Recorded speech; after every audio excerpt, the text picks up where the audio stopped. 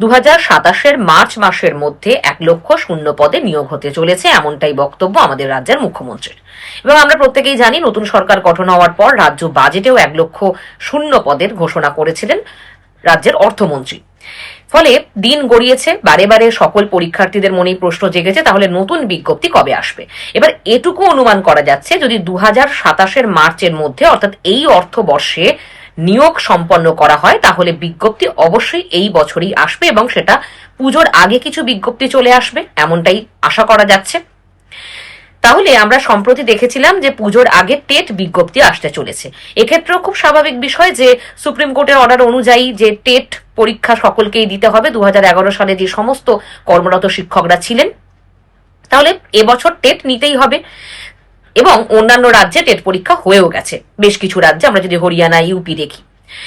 তাহলে এখন কিছু ঘটনা বিষয় যেটা উঠে আসে, আমি একটু মুখ্যমন্ত্রীর কথাই বলবো, যেরকম 2027 মার্চ মাসের মধ্যে মেধার ভিত্তিতে রাজ্যে 1,00,000 পদে নিয়োগ হবে।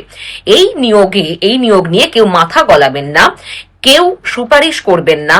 আমরা নিয়োগের মৌখিকের নম্বর কমিয়ে 5 করেছি। হ্যাঁ, অবশ্যই এই বিষয়টাও আমরা জেনেছিলাম। মুখ্যমন্ত্রী স্বয়ং তিনি কথা বলেছিলেন যে আসলে ইন্টারভিউ যত কারচুপি হয়, দুর্নীতি হয়, এরকম নানান রেফারেন্স বা সুপারিশ যায়, সেক্ষেত্রে স্বজন পোষণ খুব বেশি হয়, তাই ইন্টারভিউ নাম্বার 5 নম্বর করা হয়েছে। কিছু কিছু জায়গায় ইন্টারভিউ উঠিয়ে দেওয়ার প্রসঙ্গ আসছে। সুতরাং তিনি নিজেই বলছেন যে কেউ সুপারিশ করবেন না, অর্থাৎ কোন রকম স্বজন পোষণ, কোন রকম দুর্নীতি এই স্বচ্ছ নিয়োগের ক্ষেত্রে তারা রাখতে চাইছেন না। এবং এই যে প্রতিশ্রুতি তারা আগেও আমরা দেখেছি যে সরকার গঠনের আগেও দিয়েছিলেন এবং সরকার গঠনের পরেও একই কথা তারা বলছেন। ফলে কোন রকম দুর্নীতির জায়গা থাকবে না এবং নিয়োগ প্রক্রিয়া কিন্তু স্বচ্ছভাবেই হতে চলেছে। তাই মেধার ভিত্তিতেই নিয়োগ হবে, তাই পড়াশোনা খুব ভালো করে করতে হবে, এটুকু তো বোঝা যাচ্ছে। এবং এর পাশাপাশি যে বিষয়টি আছে সেটা হলো যে অবশ্যই পরীক্ষার যে ধরন, প্রশ্নের যে ধরন, পরীক্ষার যে প্যাটার্ন, তার কিন্তু পরিবর্তন আসতে পারে। এটাও স্বয়ং মুখ্যমন্ত্রী জানিয়েছেন যে ইউপিএসসির ধাঁচে পরীক্ষা হবে এবং সেক্ষেত্রে কোন রকম রাজনৈতিক যে সমস্ত ব্যক্তি তারা কিন্তু নিয়োগ কমিটিতে থাকবেন না। এবং আরো যাবতীয় বিষয় সেরকম হলো যে যেমন ইন্টারভিউ নাম্বার কম রাখা ইত্যাদি বিষয় এসেছে। এবং পরীক্ষার যে প্রশ্ন সেটাও কিন্তু স্ট্যান্ডার্ড হবে, স্বাভাবিক ব্যাপার।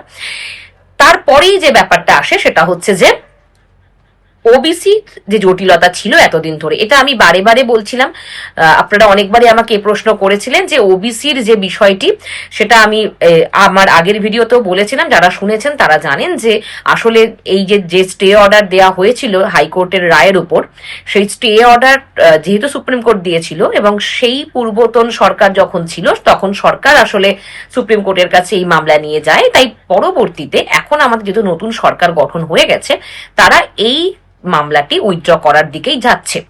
এবং এটা আমি বলেছিলাম আপনাদের যে 8 তারিখ সুপ্রিম কোর্ট ওপেন হওয়ার পরে এই বিষয়টি নিয়ে আমাদের রাজ্য থেকে যাওয়া হবে এই মামলা সংক্রান্ত বিষয়। সেক্ষেত্রেও একটা বিষয় বলে দিই, যেমন একটি নিউজ আমরা দেখতে পাচ্ছি যে মুখ্যমন্ত্রী বললেন যে অনেক অবৈধ ওবিসি সার্টিফিকেট প্রাপক ছিলেন, 78টির মধ্যে 72টি একটি সম্প্রদায়ভুক্ত। 70 লক্ষ সার্টিফিকেট বাতিল হয়েছে। ওবিসির জন্যই সব নিয়োগ আটকে আছে। বিধানসভায় আইন পাশ হয়ে গিয়েছে, বাকি আছে সুপ্রিম কোর্টের মামলা। বিগত সরকার অবৈধ সার্টিফিকেট প্রাপকদের বাঁচাতে সুপ্রিম কোর্টে গিয়েছিল। আমরা কাল কিংবা পরশুর মধ্যে সুপ্রিম কোর্টে গিয়ে সেই মামলা প্রত্যাহার করব। 6 মাসের মধ্যে মেধার ভিত্তিতে সরকারের বিভিন্ন দপ্তর এবং শিক্ষক, অধ্যাপক ও পুলিশে 1,00,000 নিয়োগ করব।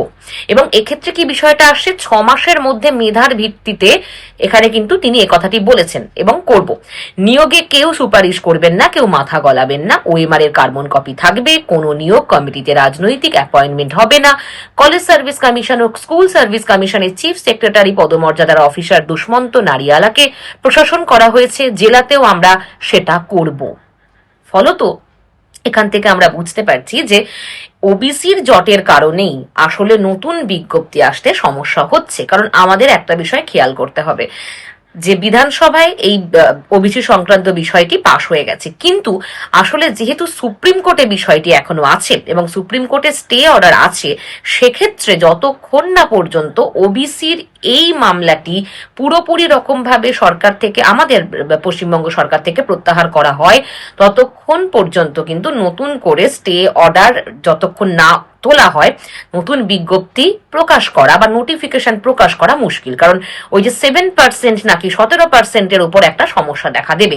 এই নিয়ে অনেকেই আপনারা জানেন যে এই সংক্রান্ত ইস্যু কিন্তু হয় যখন সুপ্রিম কোর্টের অর্ডার থাকে কোনো একটা বিষয়ের উপর, তারপর যদি সেটাকে অমান্য করে বা তার ঊর্ধ্বে গিয়ে কোনো বিজ্ঞপ্তিও প্রকাশিত হয়, পরবর্তী সময়ে সেই বিজ্ঞপ্তি অনুযায়ী যারা চাকরি করে পেয়েছেন বা কোনোভাবে যদি নিয়োগ হয়ে যায়, সেগুলোও কিন্তু বাতিল হওয়ার দিকে যায়।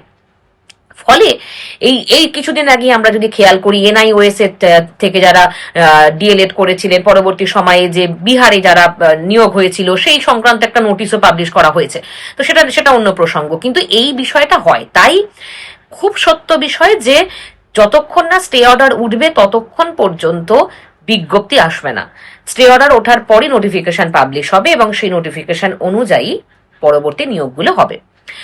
তাহলে এখন আমরা যে বিষয়টা বুঝতে পারছি যে সরকার যেভাবে এগোচ্ছে, আমাদের পশ্চিমবঙ্গ সরকার যেভাবে এগোচ্ছে, তো সেখান থেকে বোঝা যাচ্ছে যে নিয়োগ শীঘ্রই তারা করবে এবং পুজোর আগে কিছু নোটিফিকেশন আসবে, পুজোর পরে কিছু নোটিফিকেশন আসবে এবং পুজোর পর বেশ কিছু পরীক্ষা হবে। সব থেকে বড় বিষয়, কারণ যদি মার্চের মধ্যে নিয়োগ সম্পন্ন করতে হয়, তার জন্য এখন থেকেই প্রস্তুতি নিতে হবে, সরকারকেও নিতে হবে এবং তোমরা যারা বা আপনারা যারা এই পরীক্ষাগুলোতে, চাকরি পরীক্ষাগুলোতে অংশগ্রহণ করতে চাইছেন, তাদের ক্ষেত্রেও খুব সত্য যে এখন থেকেই প্রস্তুতি নিতে হবে, না হলে আর সময় নেই হাতে।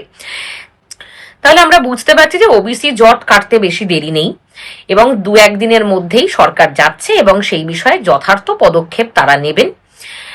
এবার একটা বিষয়, তোমরা অনেকেই এই প্রশ্নটা করছিলে যে অনেকভাবেই আমরা শুনছি যে ইউপিএসসি মডেল মানে, আমি অবশ্য নিজেও এই বিষয়টি বলেছি, ইউপিএসসি মডেল মানে সত্যই পরীক্ষার প্রশ্ন কঠিন হবে, অবশ্যই স্ট্যান্ডার্ড হবে এবং তার সাথে পরীক্ষার ধরনে কিছু পরিবর্তন আসতে পারে, প্রিলিমস মেন্সের কিছু বিষয় থাকতে পারে, সেটা এসএলএসটির ক্ষেত্রেই হোক, নতুন যে এসএলএসটি আসছে, টেটের ক্ষেত্রে যদি বলি সেক্ষেত্রেও কিছুটা হতে পারে। এ নিয়ে অবশ্য আমি বিস্তারিত একটা ভিডিও আগামীকাল করব, কারণ অনেকগুলো প্রশ্ন তোমরা করেছো, এনআইওএস নিয়ে অনেকগুলো প্রশ্ন করেছো, সব বিষয়ের একসাথে উত্তর দেব যে যদি প্রাইমারি টেট এবং আপার প্রাইমারি টেটের কিছু পরিবর্তন হয় তাহলে সেটা কেমন পরিবর্তন হতে পারে। কারণ প্রথম যে টেটটা আমাদের হবে সেখানে তো খুব একটা পরিবর্তন হবে না, বুঝতেই পারছি, কারণ ইন সার্ভিস শিক্ষকরা একসাথে পরীক্ষা দেবেন। তাহলে পরবর্তী ধাপটায় কি কি পরিবর্তন হতে পারে বা সিলেবাসে কি কি চেঞ্জেস আসতে পারে, এটা নিয়ে আমি আগামীকাল একটি ভিডিও করে বলবো তোমাদের মধ্যে, সেটা যারা প্রশ্ন করেছো আশা করি তারা সেই বিষয়টা জানতে পারবে। পাশাপাশি এখন যে ব্যাপারটা আমাদের করতে হচ্ছে সেটা হলো যে যারা যেই প্রস্তুতি নিচ্ছ না কেন সরকারি চাকরি, দেখো সরকারি চাকরির কিন্তু স্বাভাবিকভাবেই প্রতিযোগিতা খুবই বেশি, কারণ মাত্র 1.5-2.5% মানুষ সরকারি চাকরির সুযোগ পান। তাহলে সেই রকম প্রতিযোগিতা তোমাকে খেয়াল করতে হবে, সেইভাবে আগে থেকে নিজেকে তৈরি করো, প্রস্তুতি সেরকম ভাবেই নাও।